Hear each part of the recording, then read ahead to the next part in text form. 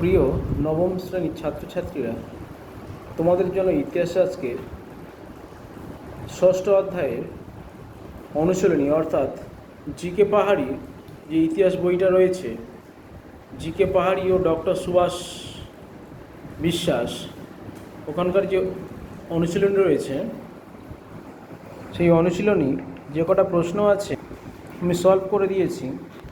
যেমন দেখো, প্রথম প্রশ্ন, কত খ্রিস্টাব্দে প্রথম বিশ্বযুদ্ধের অবসান ঘটে?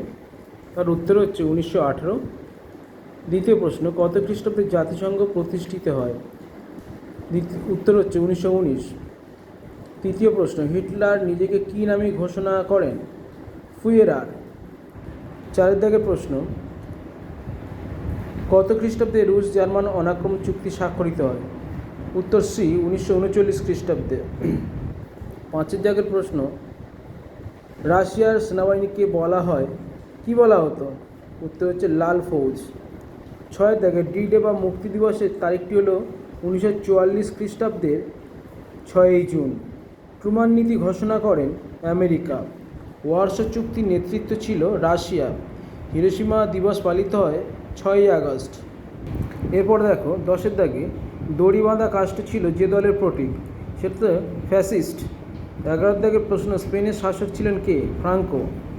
12 দাগের প্রশ্ন, ভাইমার প্রজাতন্ত্র প্রতিষ্ঠা হয় কোথায়? জার্মানিতে।